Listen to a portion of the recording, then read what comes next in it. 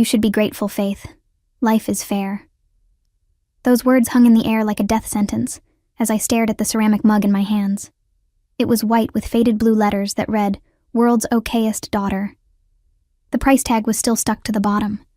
$5.47 from the clearance bin at the dollar store 3 blocks from our house. I knew because I had seen it there myself 2 weeks ago, and thought someone would have to be truly heartless to give that to their own child. Turns out, my mother was that someone. Across the living room, my younger sister Brittany stood beside a brand new Lexus LX 600 parked in our driveway, visible through the massive bay windows my parents had installed last summer. The car was midnight black with chrome accents, and someone had tied an enormous gold bow across the hood like something out of a luxury car commercial.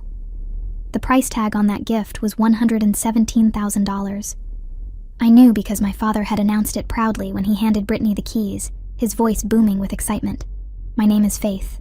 I am 29 years old, and I grew up in Louisville, Kentucky, in this very house where I was currently standing with a $5 mug, while my sister posed for photos with her 6-figure vehicle. For as long as I could remember, this had been the pattern of my life. Brittany received, and I watched. Brittany was celebrated, and I was tolerated. Brittany was the daughter they wanted, and I was simply the daughter they had first. "Did you hear me?" my mother asked, her voice carrying that familiar edge of impatience she reserved specifically for me. "I said you should be grateful." I looked up from the mug and met her eyes.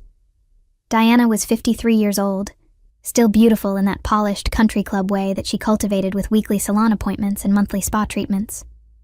Her blonde hair was perfectly styled, her makeup flawless, her Christmas sweater probably costing more than my entire month's grocery budget. "Grateful," I repeated, testing the word on my tongue like something bitter. "Yes, grateful. Not everyone gets anything for Christmas. Some people have nothing." I wanted to laugh. I wanted to scream.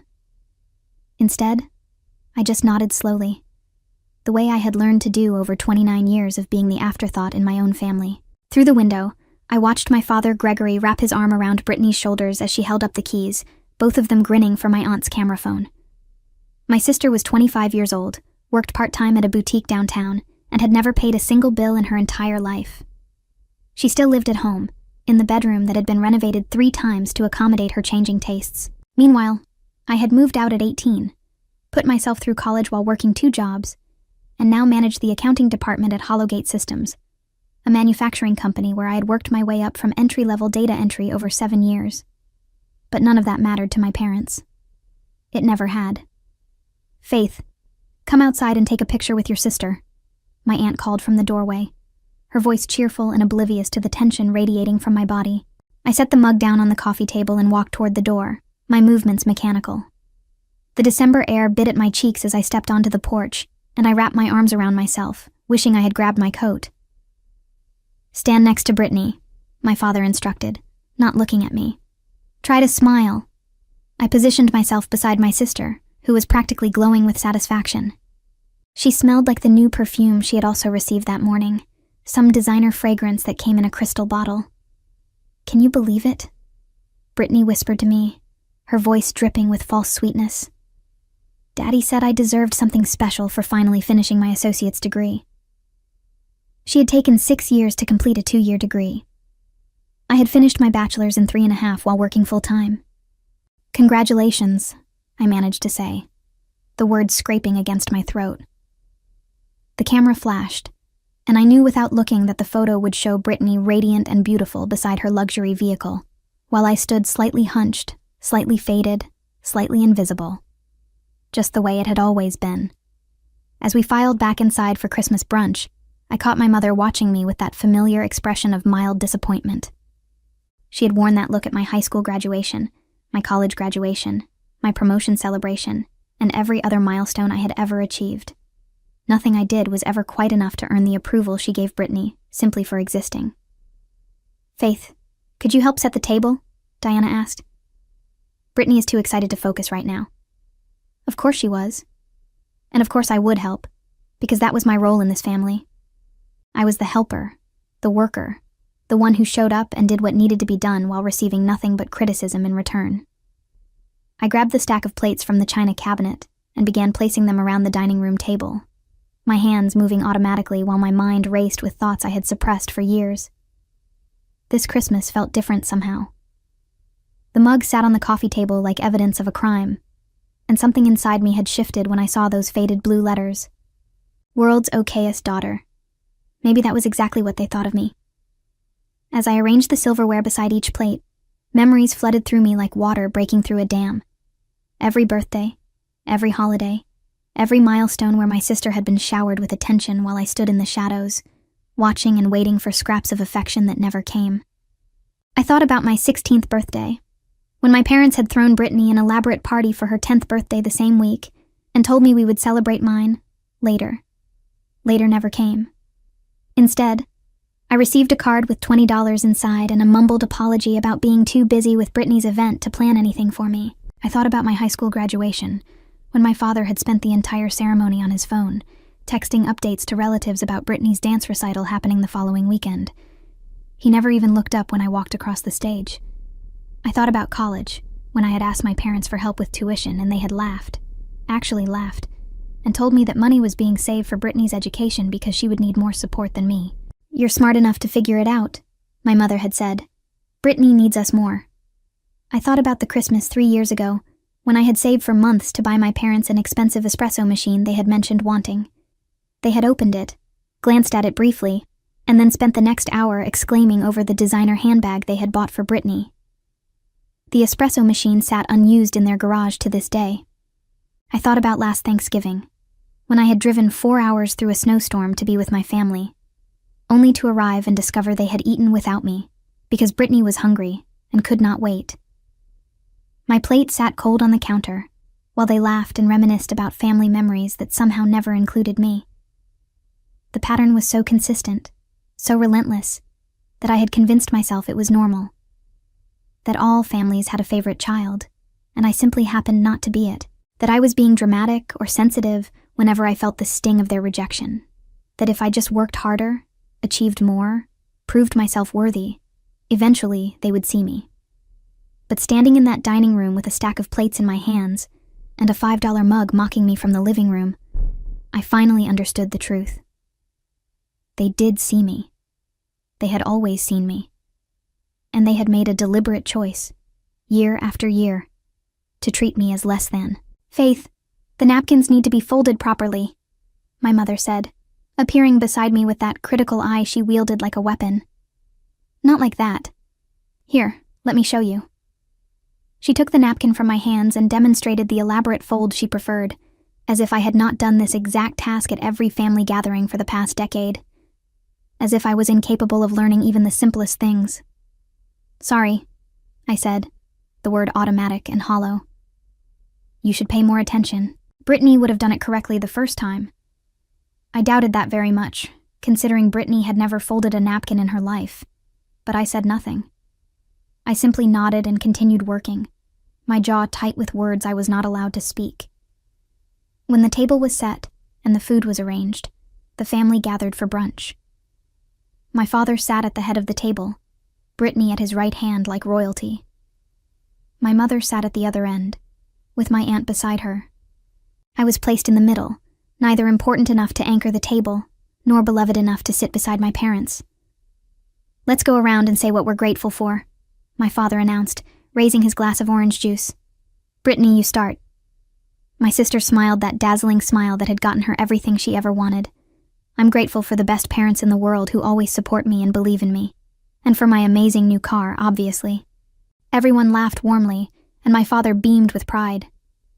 "I'm grateful for this wonderful family," my mother continued, "and for another year of health and happiness." My aunt echoed similar sentiments, and then all eyes turned to me. I felt their gazes like spotlights, waiting for me to perform gratitude I did not feel. "I'm grateful for clarity," I said quietly. A brief silence followed my words, and I saw my mother's eyes narrow slightly. "Clarity about what?" Brittany asked, her tone carrying an edge of challenge. "About a lot of things," I replied. "About what matters. About where I stand." My father cleared his throat uncomfortably. "Well, that's nice, Faith. Very thoughtful. Now let's eat before the food gets cold." The meal proceeded without further incident. but I could feel my mother watching me throughout. She knew something had shifted. She could sense the change in me the way animals sense an approaching storm. But she said nothing, probably assuming that whatever momentary rebellion was brewing in me would pass, as it always had before. After brunch, I helped clear the dishes while Brittany gave tours of her new car to relatives who had stopped by to admire it. The kitchen felt suffocating, the walls closing in around me as I scraped plates and loaded the dishwasher. "You seem quiet today," my aunt observed, drying a serving dish beside me. "Just tired," I lied. "The holidays can be exhausting," she agreed, oblivious to the real reason for my silence. I finished the dishes in mechanical silence, my mind elsewhere entirely. I was thinking about my apartment across town, the one-bedroom space I rented that had become my sanctuary from this house. I was thinking about my bank account, the savings I had accumulated through years of careful budgeting. I was thinking about the life I had built for myself, separate from this family who treated me like an afterthought, and I was thinking about what I was going to do next. The afternoon stretched on endlessly, as relatives cycled through the house to admire Brittany's car. Each visitor exclaimed over the leather interior, the advanced technology, the sheer luxury of a vehicle that cost more than many people's annual salaries.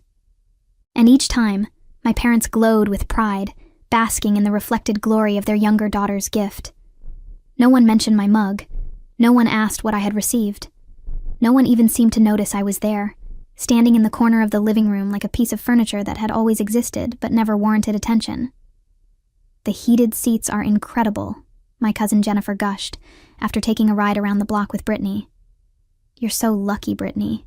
Your parents are amazing." "I know," Brittany replied, flipping her hair over her shoulder. "They really are the best." I watched my mother practically vibrate with satisfaction at the compliments.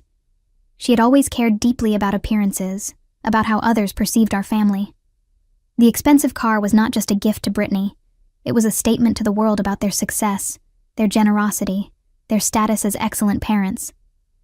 Never mind that one of their daughters had received nothing but insult disguised as a present. That part of the story would never be told.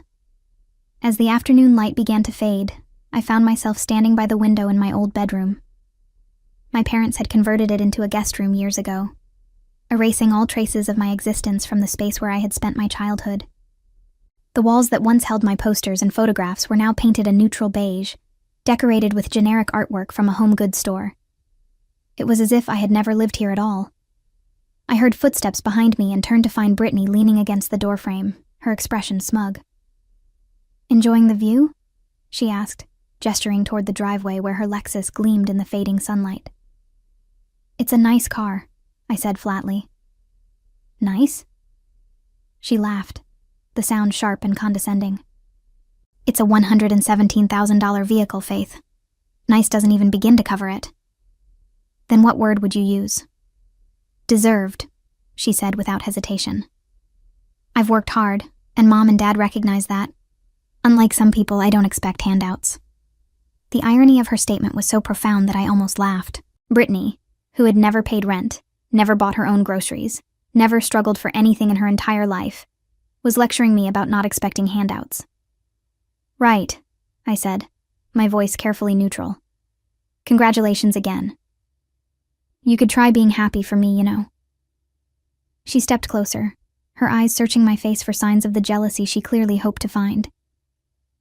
"But I guess that's too much to ask from someone like you." "Someone like me?" "Someone who's always been jealous of what I have. Mom told me you've been sulking all day about your present. She said you should be grateful to get anything at all, considering how little you contribute to this family." The words landed like physical blows, but I refused to show the impact. I had spent 29 years absorbing hits like these, and I had learned to keep my face perfectly blank, even when my heart was breaking. "I'm not sulking," I said calmly. "And I am grateful. Grateful for the clarity." Brittany rolled her eyes. "There you go with that clarity nonsense again. What does that even mean?" "It means I finally understand exactly where I stand in this family." Something in my tone must have caught her attention because her smug expression flickered briefly, but she recovered quickly, tossing her hair again with practiced nonchalance. "You've always stood in the same place," she said. "Behind me. Where you belong."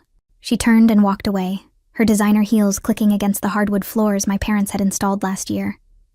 I watched her go, feeling something cold and hard settle in my chest. Not anger, exactly. Something quieter and more dangerous. Resolve. The evening meal was a casual affair, leftovers from brunch arranged on the kitchen counter for people to pick at. I sat at the kitchen island, pushing food around my plate while conversations swirled around me. "Brittany, we should take the car on a road trip," my mother suggested excitedly. "Maybe to that spa in Tennessee you've been wanting to visit." "Oh my gosh, yes!" Brittany clapped her hands together. "That would be perfect. A mother-daughter trip in my new car." I waited for someone to include me in the invitation. I waited for the words, "Faith should come too," or "We could make it a family trip," or even just a glance in my direction to acknowledge my existence. The invitation never came. They continued planning their trip, discussing dates and destinations and all the shopping they would do, as if I was not sitting 3 feet away, invisible and irrelevant. That was when I made my decision.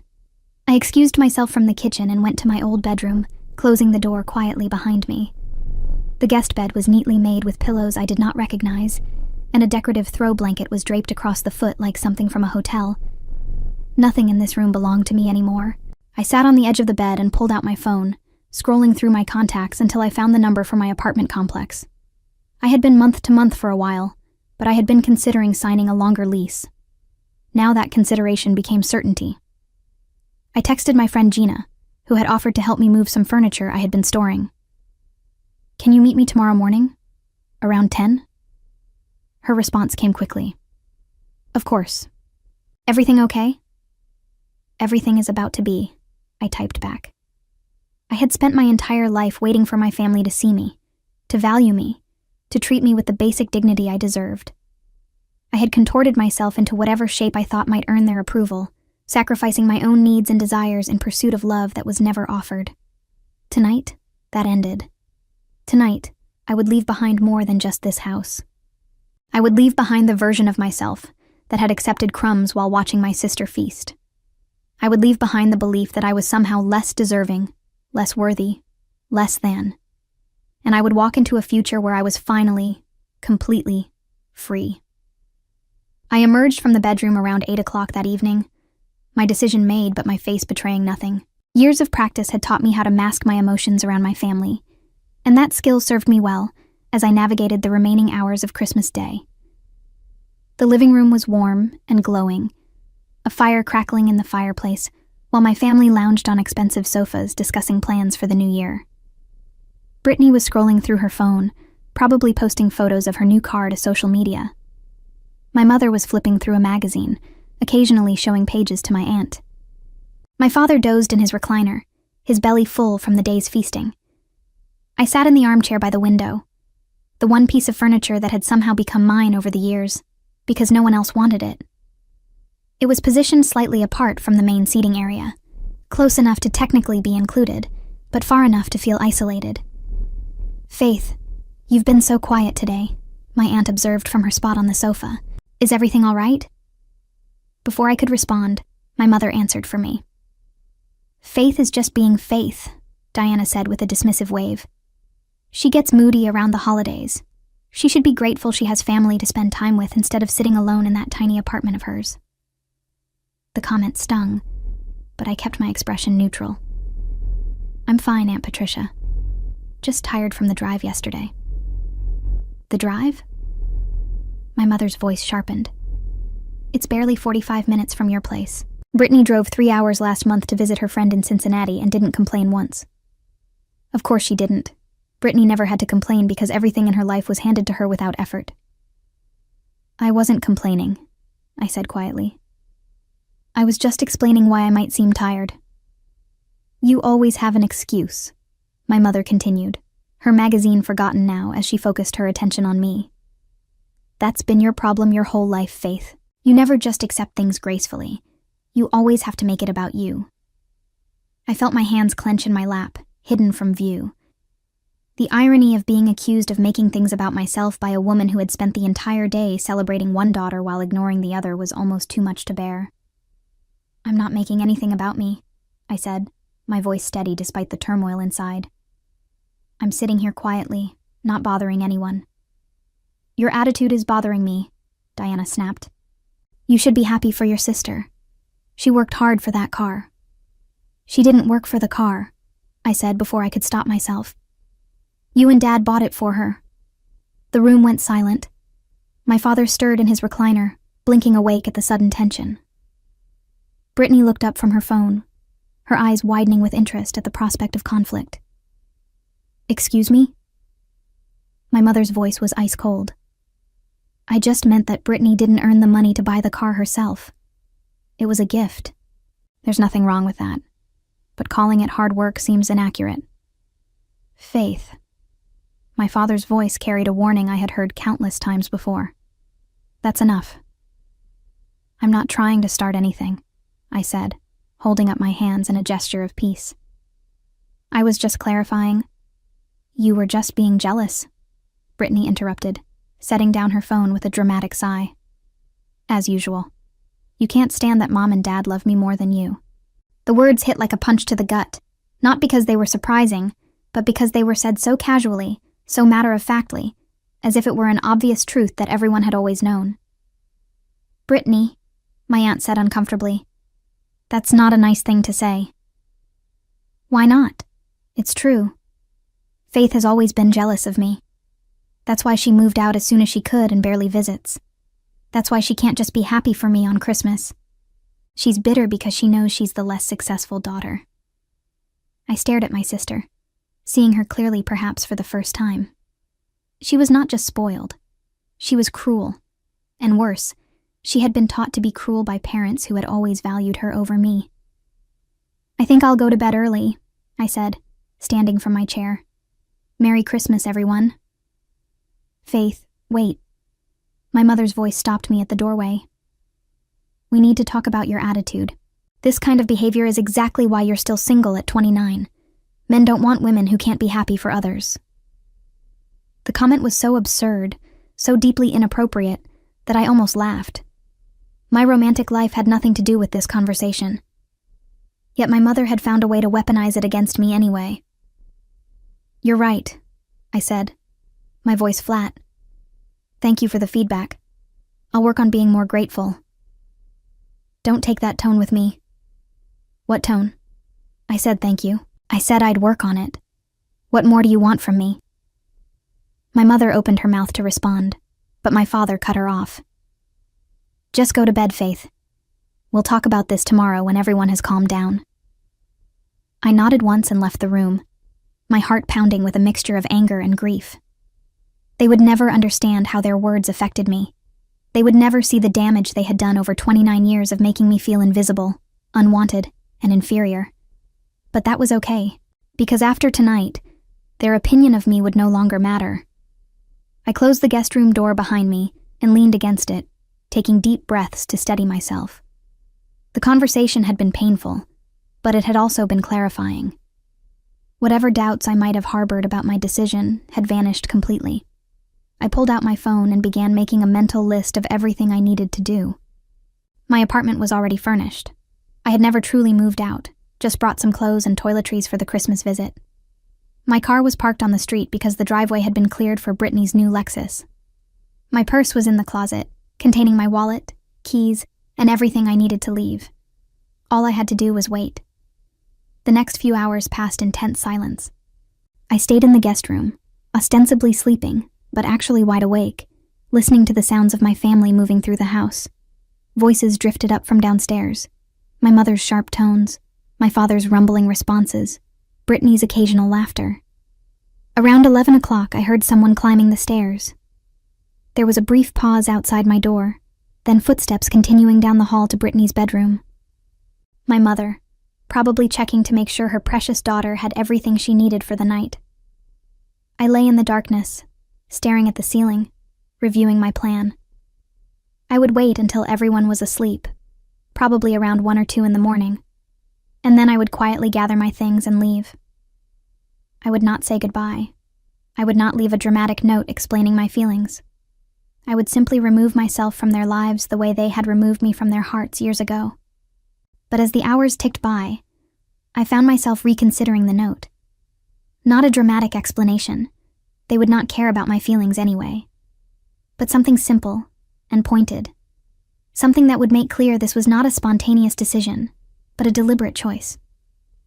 I pulled out my phone and opened the Notes app, typing and deleting several versions before settling on something that felt right. Thank you for the clarity this Christmas provided. I wish you all a fair and balanced life, the kind you always told me I should be grateful for. My key is on the counter. Please don't contact me.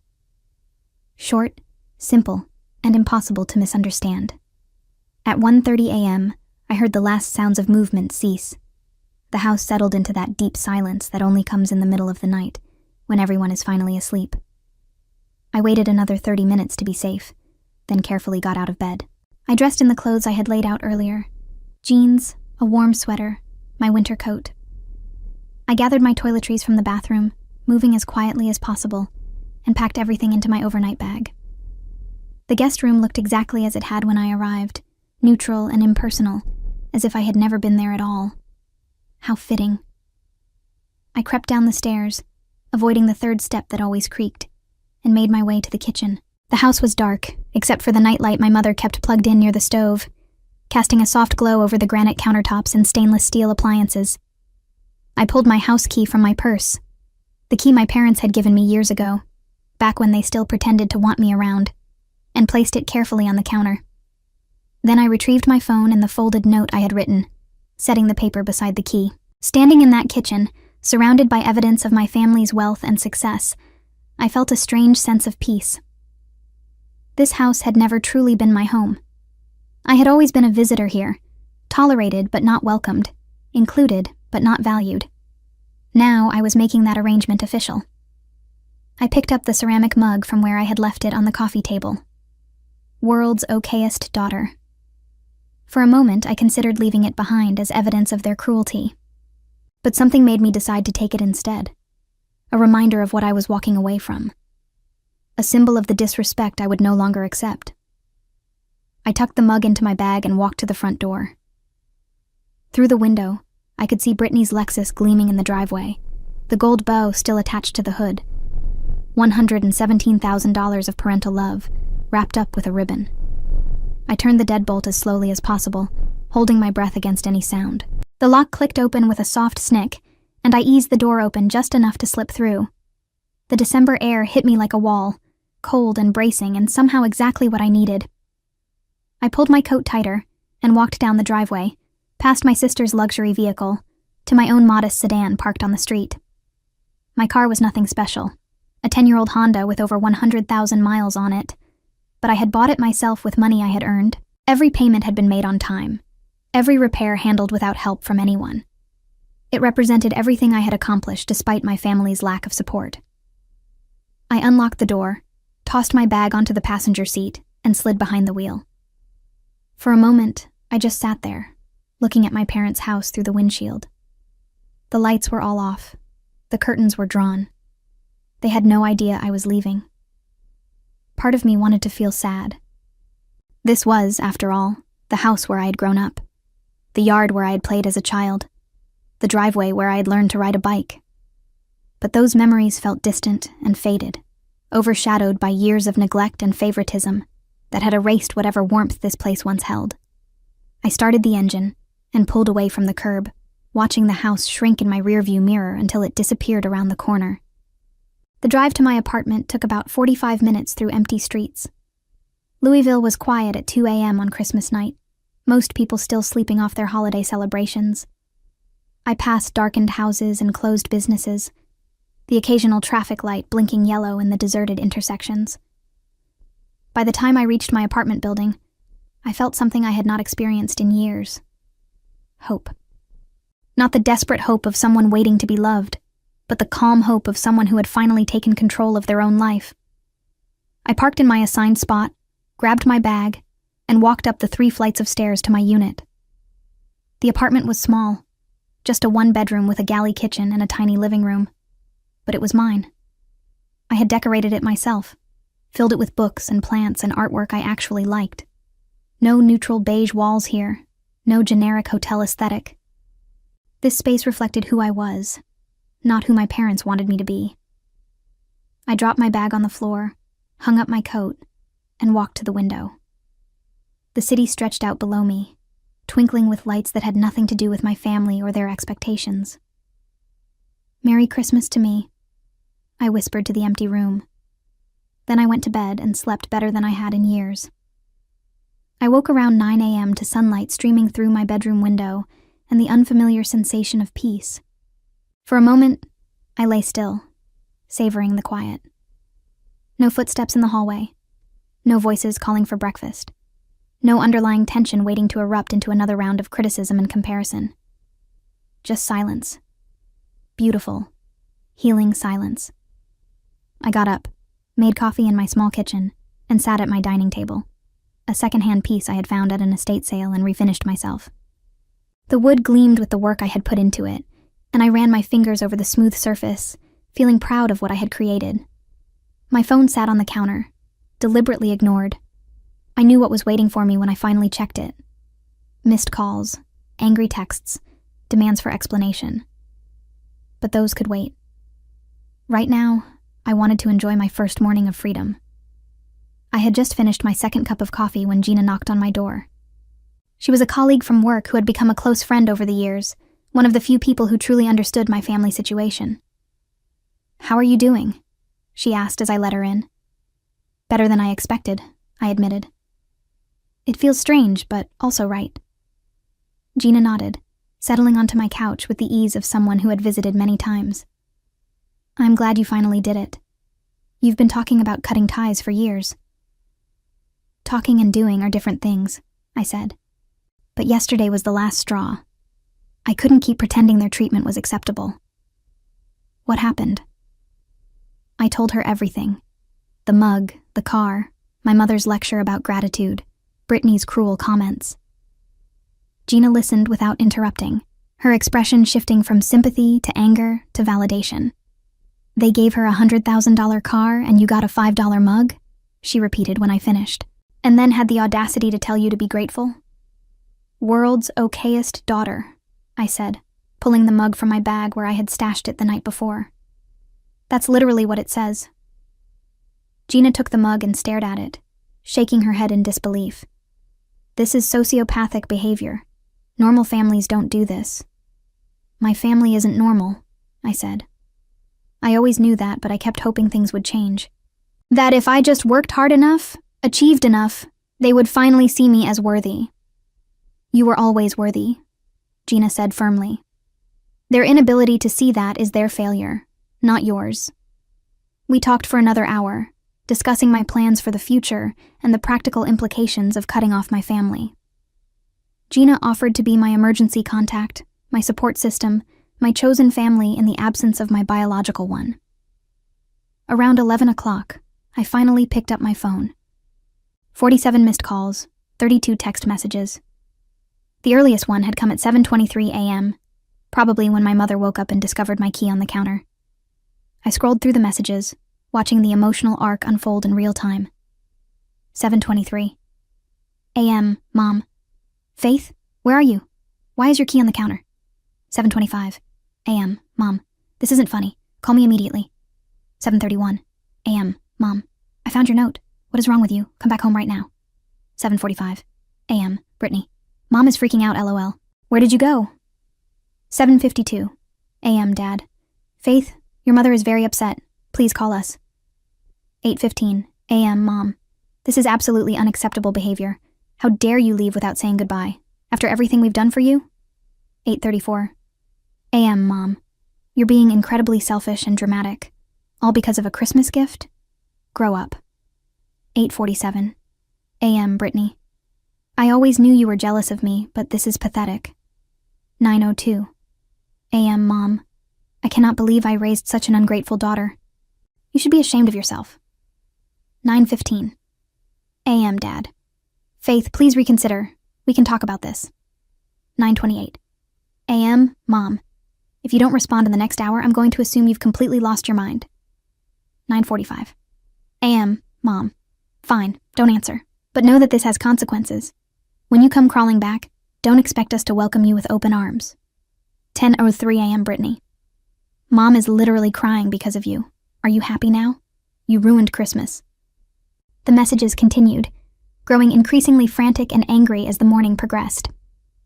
My mother swung between threats and pleas, demanding I return while simultaneously telling me I was not welcome. Brittany alternated between mocking me and blaming me for our mother's distress. My father sent occasional messages asking me to call, his tone more measured but still carrying the expectation that I would comply. I read through every single message, feeling something shift inside me with each word. They were not apologizing. They were not reflecting on their behavior. They were not acknowledging that maybe, just maybe, they had done something wrong. They were angry that I had finally stood up for myself. "What are you going to do?" Gina asked, watching me scroll through my phone. "Nothing," I said. I told them not to contact me.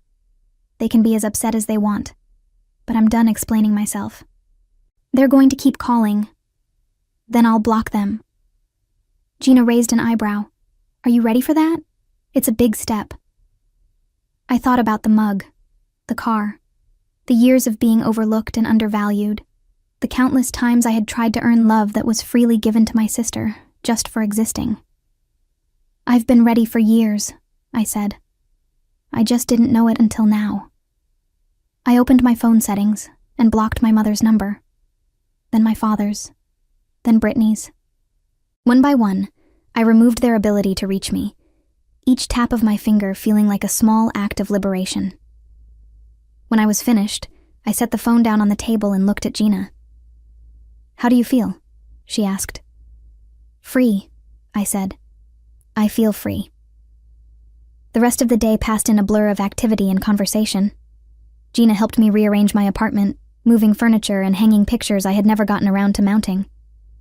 We ordered takeout and watched movies, creating new traditions to replace the toxic ones I had left behind. That night, as Gina was leaving, she hugged me tight. "You did the right thing," she said. "It's going to be hard sometimes, but you made the right choice." "I know," I said. For the first time in my life, I actually know that. After she left, I stood at my window again, looking out at the city lights. Somewhere across town, my family was probably still raging about my departure, still blaming me for ruining their perfect Christmas. But their anger could no longer touch me. I had built walls they could not penetrate, and I intended to keep them strong.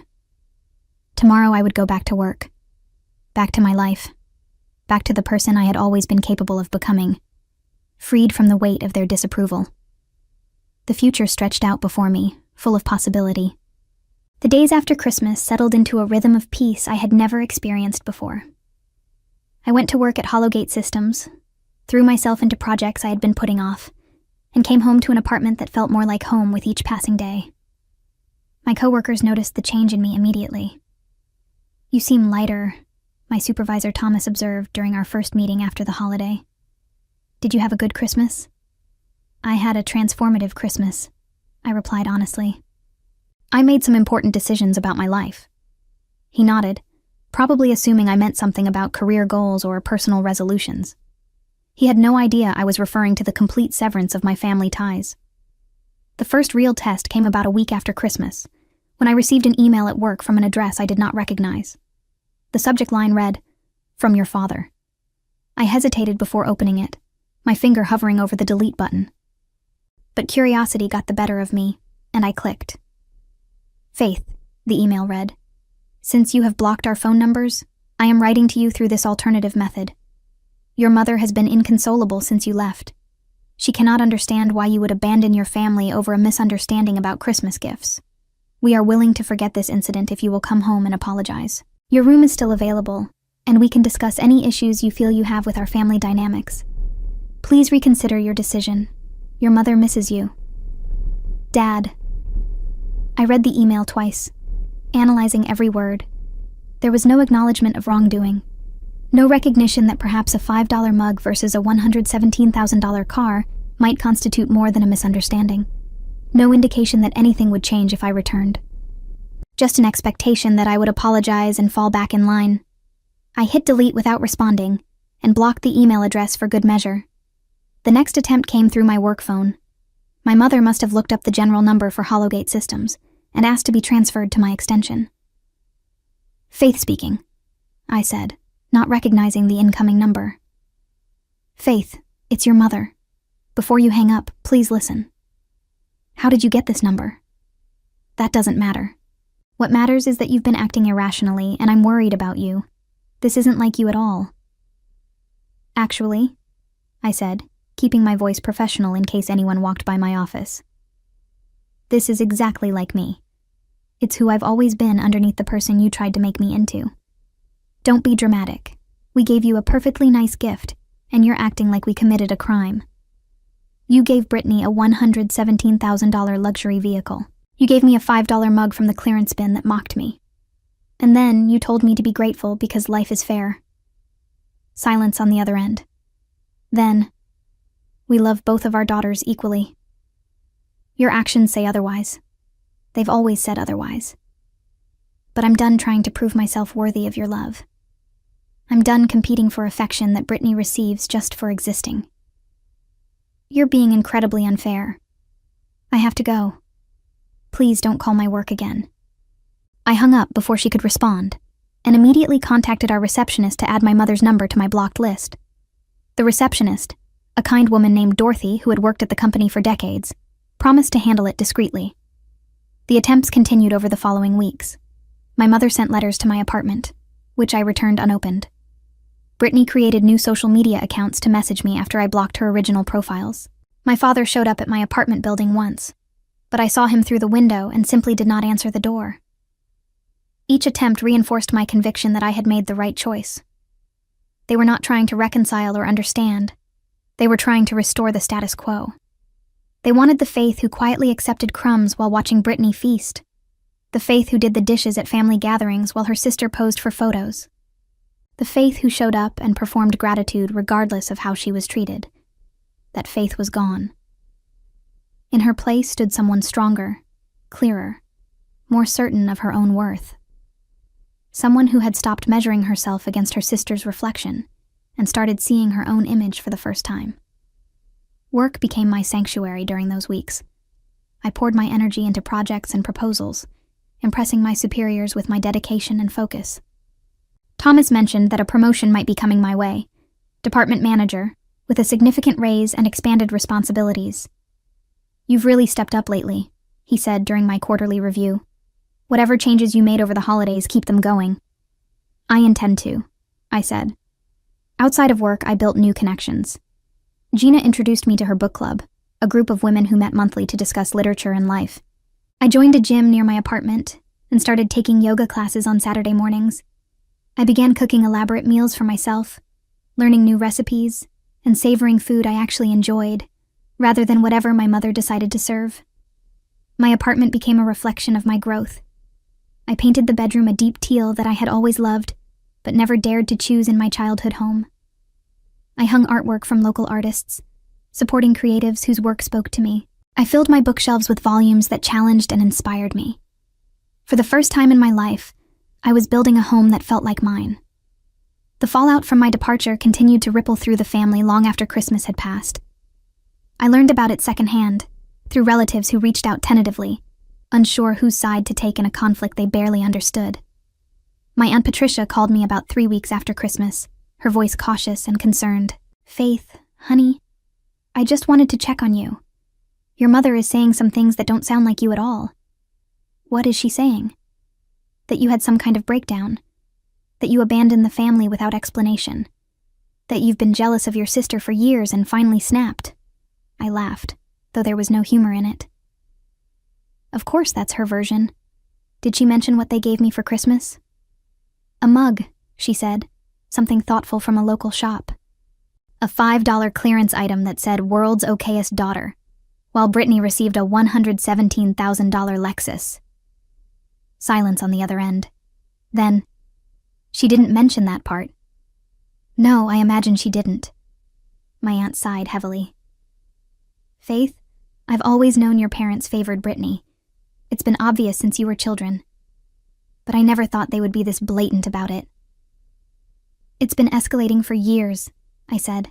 I just finally reached my breaking point. What can I do? Is there anything you need? The offer touched me more than I expected. My aunt had always been kind, even when the rest of my family treated me as an afterthought.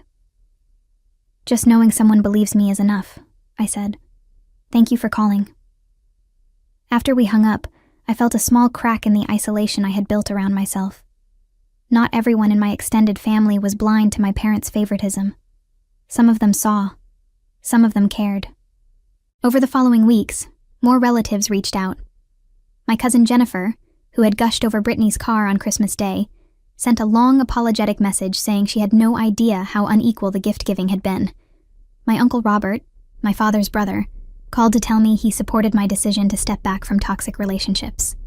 Each conversation revealed more about how my parents had presented my departure. According to them, I was mentally unstable, jealous to the point of irrationality, and had completely fabricated any claims of unequal treatment. They painted themselves as loving parents victimized by an ungrateful daughter. But the truth has a way of emerging. My Aunt Patricia started asking questions.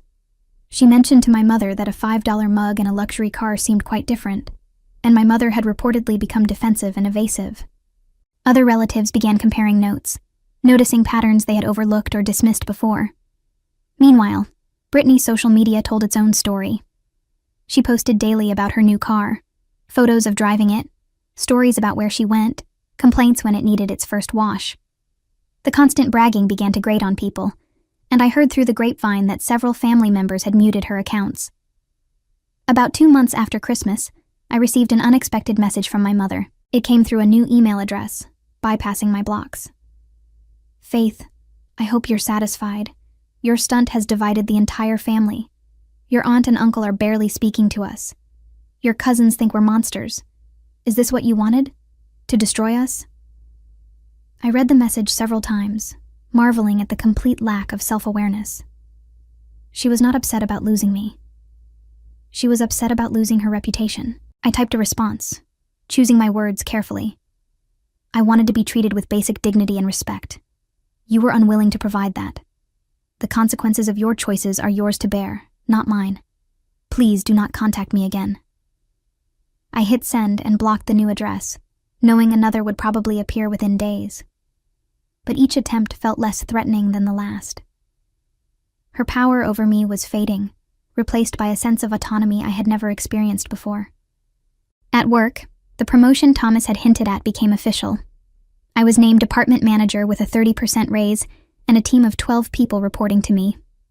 The announcement came at a staff meeting, and my colleagues applauded genuinely, having witnessed my dedication over the years. Speech? Thomas prompted, grinning. I stood, looking around at the faces of people who valued my contributions, people who saw my hard work and rewarded it fairly. I just want to say that this company has been more of a family to me than I realized, I said. Thank you for recognizing my efforts and giving me this opportunity. I won't let you down. The words felt right and true. Hollowgate Systems had provided the stability and validation my biological family never had. My coworkers celebrated my achievements rather than diminishing them. My supervisors promoted me based on merit rather than favoritism. After the meeting, I returned to my office, my real office now, with a door that closed and a window that overlooked the parking lot, and allowed myself a moment of quiet pride. I had built this life myself, without help from parents who saw me as secondary, without support from a sister who viewed me as competition, without anyone handing me gifts wrapped in gold bows. Everything I had earned. Spring arrived in Louisville with blooming dogwoods and warming temperatures, bringing with it a sense of renewal that mirrored my internal transformation. I had been living my new life for nearly 4 months now, and each day felt more stable than the last. I was sitting in a coffee shop near my apartment on a Saturday morning when my phone buzzed with a message from Aunt Patricia. Thought you should know. Brittany wrecked the Lexus last week. She's fine, but the car's totaled. Your parents are devastated about the money. I stared at the message, processing the information. Part of me felt nothing. The car had never been mine to care about. But another part felt a grim satisfaction at the cosmic justice of it all. A $117,000 gift, destroyed through carelessness. I typed back, I hope Brittany is okay. Thank you for letting me know. My aunt's response came quickly. She's physically fine. Emotionally, she's a mess. Apparently, she was texting while driving. Insurance won't cover everything because she was at fault. Your parents are looking at a huge financial hit. I closed the message without responding further. The Lexus, symbol of everything wrong with my family, was gone, and I felt nothing but peace.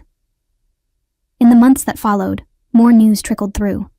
My parents, facing financial strain from the accident and the end of my father's overtime opportunities at work, had to make difficult choices. The spa trips stopped, the shopping sprees ended. Brittany, forced to rely on a used car purchased with the insurance payout, complained constantly about her reduced circumstances. They actually asked if I could help with some bills, Aunt Patricia told me over lunch one afternoon. I said no. I told them they should ask their successful daughter who manages an entire department. Diana didn't appreciate that comment. I smiled, despite myself. Thank you for standing up for me. Someone should have done it years ago. I'm ashamed I didn't speak up sooner. The reconciliation with extended family members became one of the unexpected gifts of my transformation. Aunt Patricia and I now met for lunch monthly.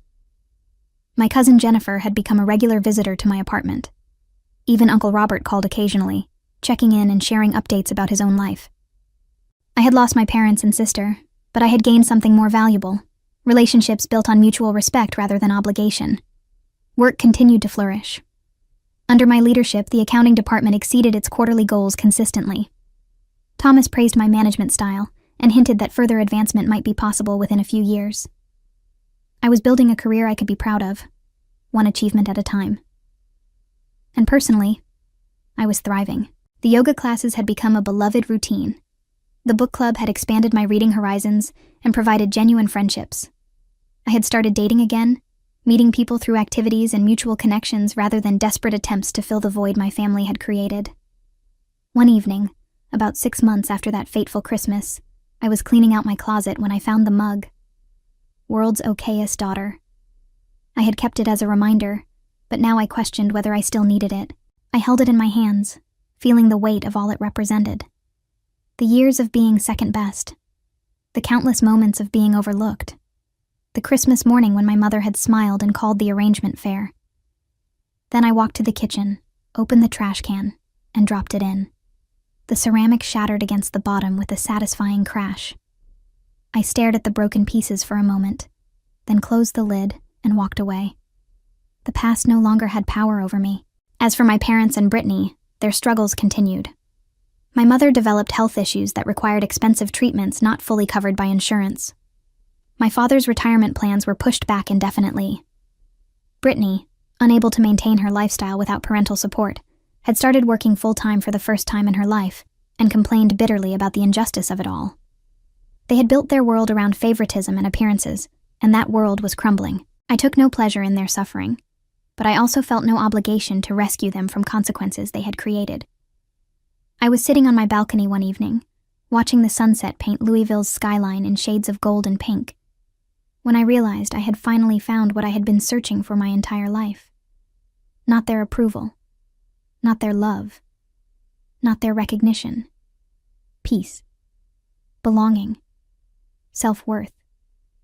Things no one could give me but myself. The journey from that Christmas morning to this moment had been painful and necessary. I had walked through fire to reach the other side, and I had emerged stronger than I ever thought possible. Looking back, I understood now that leaving was not revenge. It was survival. It was choosing myself after 29 years of being chosen last. It was building a life where my value was recognized, where my contributions mattered, where I was more than just the okayest daughter. I was Faith, manager, friend, self-made woman, and I was finally completely home.